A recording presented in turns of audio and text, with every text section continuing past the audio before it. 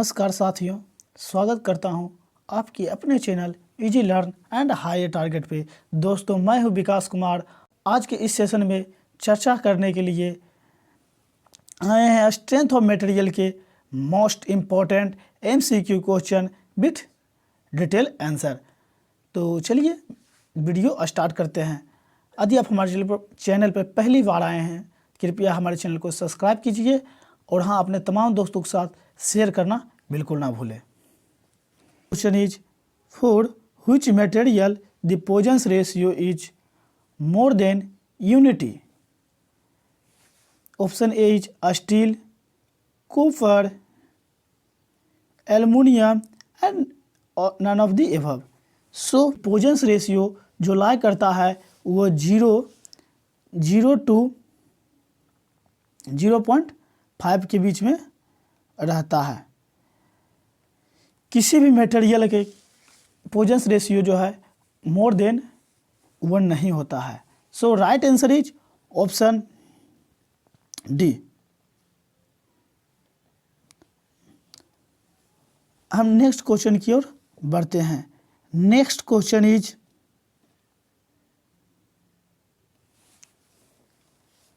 the ratio of bulk modulus to Young's modulus for a Poisson's ratio of 0.25 will be approx. So right answer is option B. हम इसका चर्चा detail में अपने theory में करेंगे। A steel bar is fixed at both end. If bar is cooled, it will develop. Suppose कि both side से एक बार जो है वो फिक्स्ड है और उसके बाद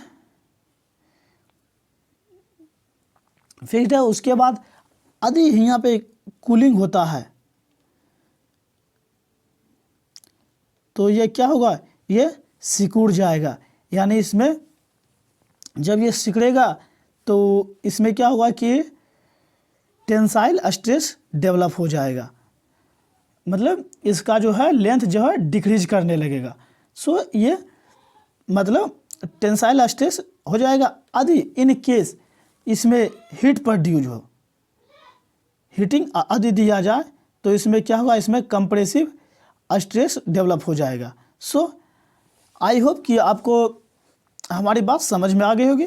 सो right answer is option B, tensile stress.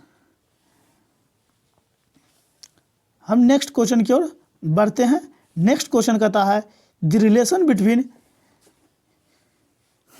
Between Young's modulus E, modulus of rigidity D and Poisson's ratio 1/m is given by. Young's modulus, modulus of rigidity और पोजेंस रेशियो के बीच में क्या रिलेशन है। So right option is G equal to ME into 1+m।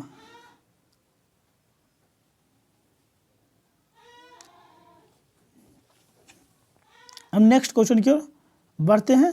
Next question कहता है पोजेंस ratio is used in, मतलब पोजेंस ratio का उपयोग कहाँ पे किया जाता है।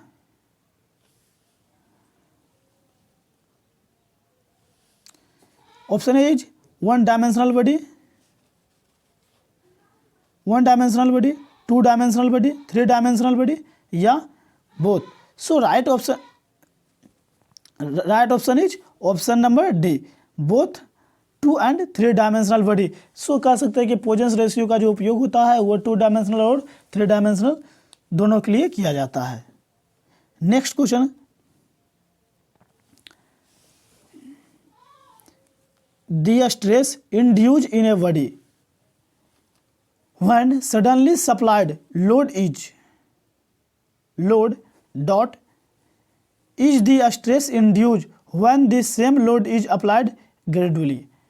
यानी क्वेश्चन ये कहता है कि जब हम किसी बॉडी पे स्ट्रेस लगाते हैं, ठीक, और उसके बाद क्या होता है कि उसमें हम सडनली अप्लाई करते हैं उसका रिलेशन, और जब मान लीजिए कि सेम लोड हम किसी मतलब बॉडी पर लगाएंगे और उसमें क्या करेंगे, हम ग्रेजुअली लगाएंगे, तो रिलेशन क्या बनेगा।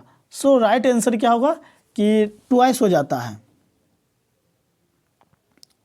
Twice. Option number C, option C is right answer. So हम नेक्स्ट क्वेश्चन की ओर बढ़ते हैं। नेक्स्ट क्वेश्चन है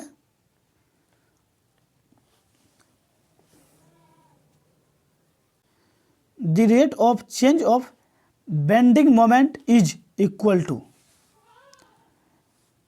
rate of change of bending moment किसके इक्वल होता है, shear force at that section. ये गलती से यहाँ पे डेट लिखा गया है, सो ये रॉन्ग है, यहाँ पे होगा डेट, डेट सेक्शन। सो हम नेक्स्ट क्वेश्चन की ओर बढ़ते हैं। नेक्स्ट क्वेश्चन बोलता है मतलब where shear force change sign the bending moment will B.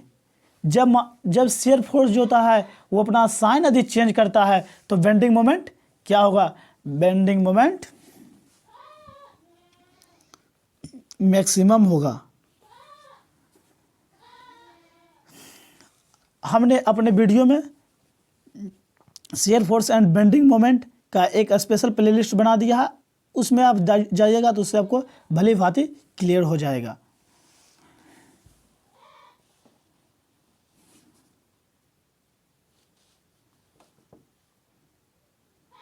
Next question is the variation of bending moment due to uniformly distributed load is.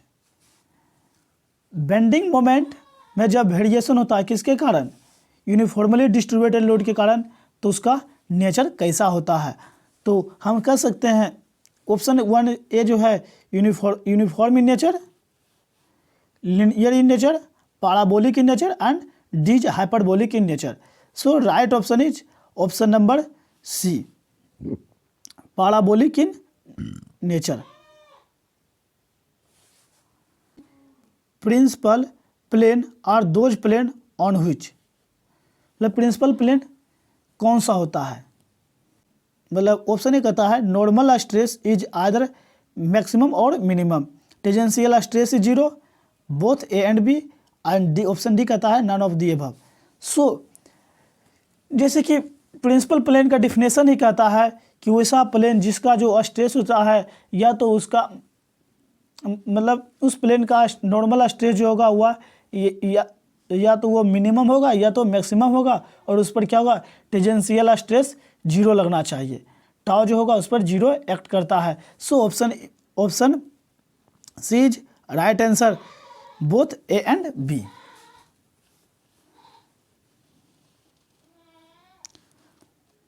Next question is the maximum shear stress is equal to of Mohr's circle, मतलब maximum shear stress जो होता है वो Mohr circle के किस parameter के equal होता है। Option 1 is radius, B diameter, C circumference and option D is area. So right option is option A radius, the polar modulus of a solid shaft of diameter D is, मतलब polar modulus for a solid shaft के लिए क्या होगा जिसका diameter D है। So option A is pi D square by 4, option B is pi D cube by 32, option C is pi D cube by 16 and option D is pi D power 4 by 64। So right option is option C, pi D cube by 16। So next question की ओर बढ़ते हैं। Next question कहता है the shear stress at the outer most fibers of a circular shaft under torsion is, इसमें shear stress क्या हुआ जब outermost fiber of a circular shaft under torsion के कंडीशन में है तो। So option A is maximum, option B is minimum, option C is 0 and D is none of the above. So right option is C is correct 0।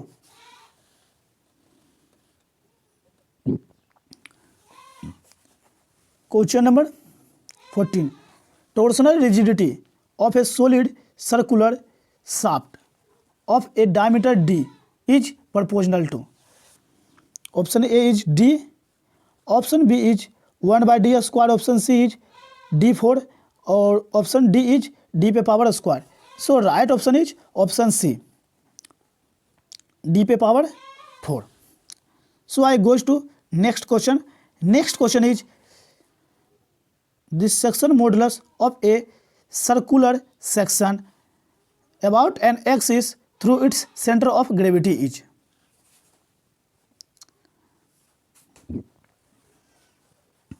Section modulus क्या होगा किसी circular shaft के जब वो an axis पे है किसी के सेंटर ऑफ ग्रेविटी पे। Option A is pi D square by 14, pi D square by 16, pi D cube by 32 and option D is pi d by 4. So right option is option C pi d q by 32 sorry। Next question is at the point of contraflexure, जहाँ पे contraflexure होता है वहाँ पे क्या होता है? Bending moment change its sign, shear force change its sign, and option C is shear force is minimum and option D is shear force is maximum। So right option is option number A, bending moment changes its sign।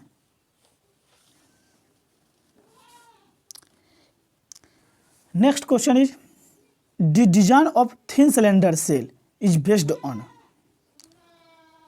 option A is hoop stress, longitudinal stress, C is volumetric stress and D is all of the above। So right answer is option A, hoop stress। मतलब जो thin cylinder का जो design करते हैं thin cylinder cell का वो जो सबसे बेस्ट जो उसके लिए होता है वो होता है हुप स्ट्रेस, उसी के बेसिस पे किया जाता है। Next question is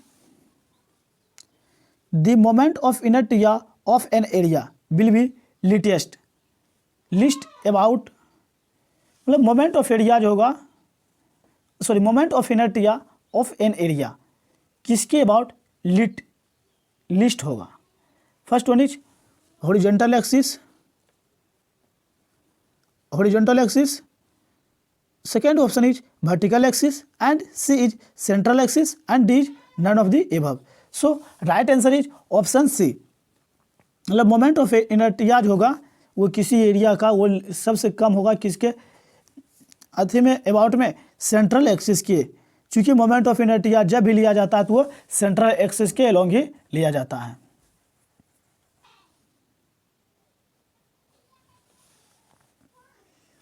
strain stress analysis is use for the analysis. Stress strain analysis को किसके लिए यूज करते हैं? कौन सा एनालिसिस के लिए? Option A is optical, B is magnetic, C is physical and D is mechanical. So right option is option number D, mechanical analysis के लिए हम स्ट्रेन एनालिसिस का उपयोग स्ट्रेस स्ट्रेन एनालिसिस का उपयोग करते हैं। Next question is following material has zero ductility, मतलब निम्न में से किस मटेरियल के पास जीरो डक्टिलिटी होती है? हमने डक्टिलिटी को काफ़ी क्लियरेंस से बहुत अच्छा से मैकेनिकल प्रॉपर्टीज ऑफ मटेरियल के वीडियो में समझाया है। यदि आपने हमारा वो वीडियो नहीं देखे हैं कृपया हमारे चैनल के प्लेलिस्ट में जाइए और स्ट्रेंथ ऑफ मटेरियल के प्लेलिस्ट में जाइएगा तो वहाँ पे आपको इस वीडियो का लिंक मिल जाएगा, वहाँ से आप क्लिक कर देख सकते हैं। सो राइट आंसर इज चाल्क। चालक जो होता है उसमें डक्टिलिटी नहीं पाई जाती है।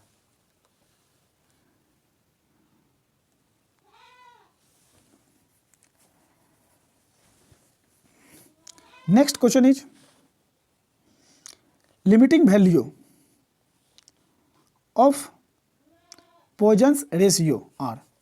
Option A is 0.0 to 0.5, B is 0 to -0.5, C is 1 to +0.5 and D is -1 to +0.5।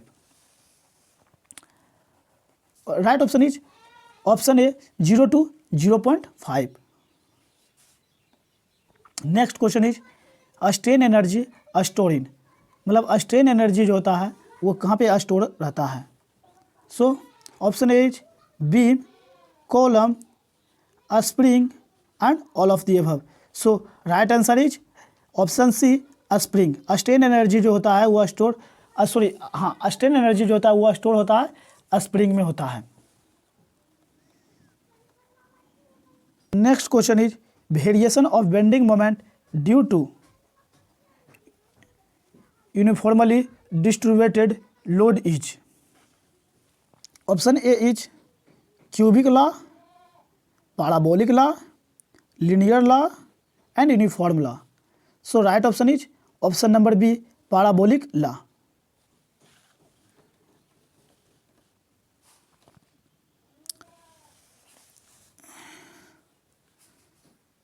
The point of contrafluctuar is also called.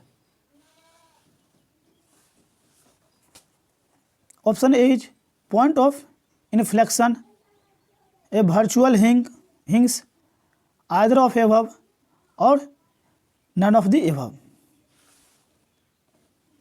So right option is option A, मतलब जहाँ पे पॉइंट ऑफ कंट्राफ्लेक्चुअल होता है उसे हम पॉइंट ऑफ इन्फ्लेक्शन भी कहते हैं।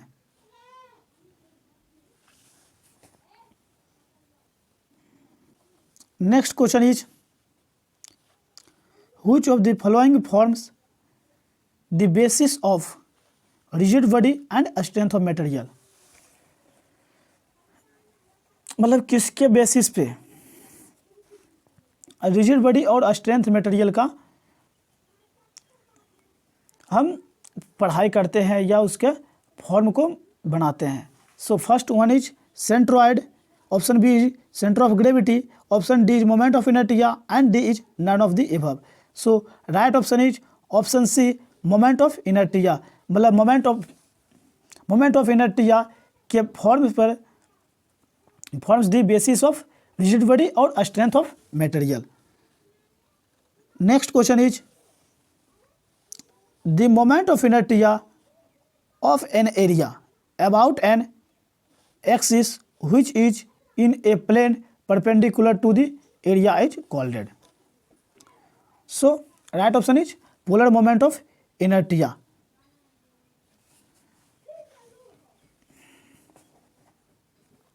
Next question is unit of modulus section is. Modulus section का यूनिट क्या होता है। Option A is m square, m cube, m power power 4 और सिर्फ m. So right option is option B m cube. हम नेक्स्ट क्वेश्चन की ओर बढ़ते हैं। The thickness of cylindrical shell is designed, मतलब किसी सिलेंड्रिकल सेल के उसके थिकनेस को किसके बेसिस पे डिजाइन किया जाता है। Option is longitudinal stress, hoop stress, radial stress and D is all of the above. So right answer is option D, मतलब किसी सिलेंड्रिकल के मतलब सिलेंडर है तो उसके थिकनेस की जब बात आती है तो वो डिजाइन किया जाता है लॉन्गिट्यूडनल स्ट्रेस पे, हुप स्ट्रेस पे और रेडियल स्ट्रेस पर भी डेवलप किया जाता है, मतलब डिजाइन किया जाता है। A loaded column fails due to bending stress, direct stress, option C is both A and B and D is none of the above. Suppose this is column, so both side से fix है, ठीक। Think about this column कि आखिर यह fail क्यों करता है। या तो इस पर ज़्यादा लोड लग रहा होगा, मतलब इस पर डायरेक्ट स्ट्रेस लग रहा होगा, या तो इसमें क्या होगा, या तो ये बेंड कर जाता है, ज़्यादा बेंड कर जाएगा, मतलब ये झुक जाएगा और झुकते झुकते ये क्या होता है, ये ब्रेक हो जाएगा।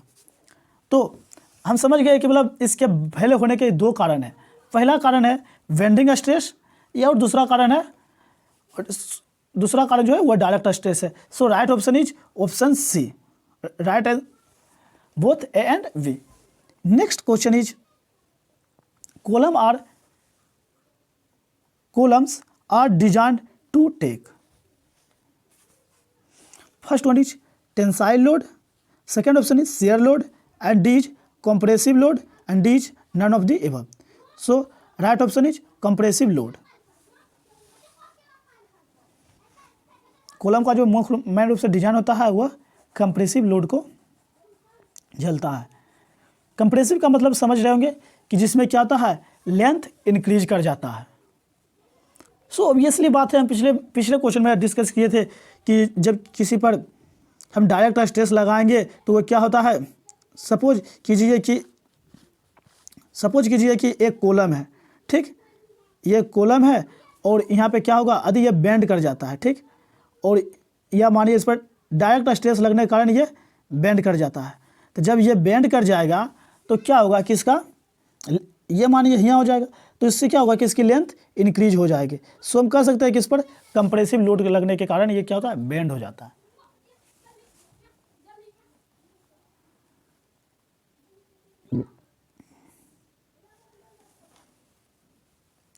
One natural axis of beam is subjected to, मतलब किसी बीम के नेचुरल एक्सिस किसके बराबर होता है। Option is equal stress, B is only tensile stress, option C is compressive stress, and D is equal stress of opposite nature. So option D is right answer, equal stress of opposite nature.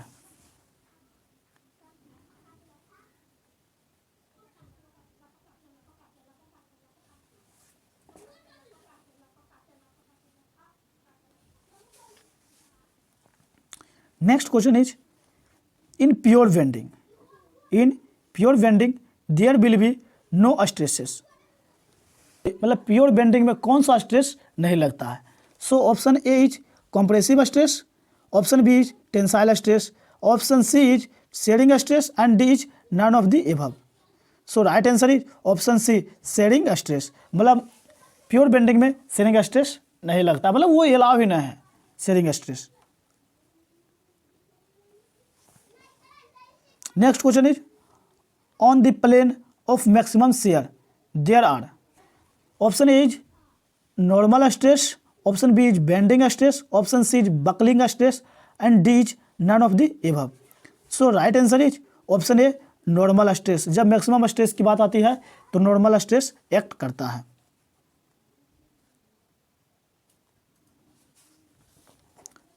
Torsional rigidity is produce at, मतलब torsional rigidity कहाँ पे produce करता है।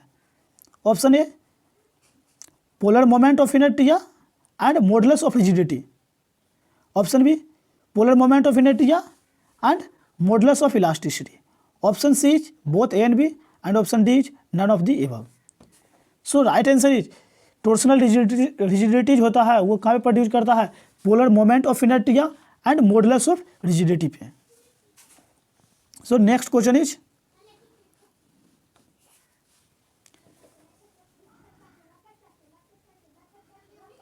Stress strain curve are obtained by following test. It's mean stress strain जो curve होता है वो किस टेस्ट के बाद फाइंड आउट किया जाता है।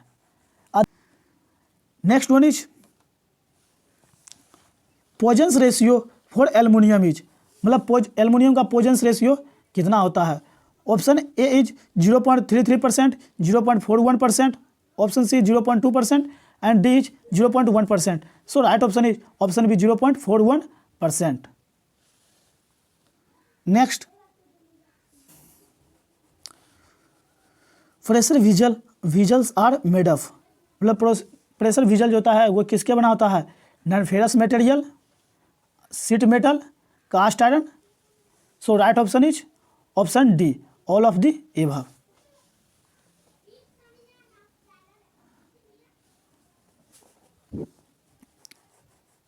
इसेंट्रिक लोड काउजेस, मतलब इसेंट्रिक लोडिंग होने का क्या कारण है? Only bending stress, only direct stress, direct and bending stress, and D is none of the above. So right option is direct stress and bending stress both. Next question is Euler's formula is valid for, मतलब Euler formula होता है वो किसके लिए valid है? Option A short column, option B short and long column, option C short and long column, and D is none of the above. So right option is option B and option C, because both option are same and both are correct. Section modulus of beam is, किसी beam का section modulus क्या होता है? y by L, option A is L by Y, C is L by Y square, and D is Y square by L. So right option is option A y by L.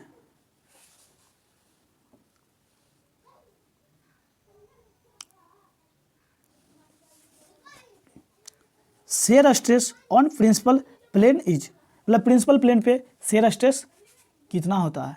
Option A is maximum, minimum, zero, and D is none of the above. So right option is option C, zero.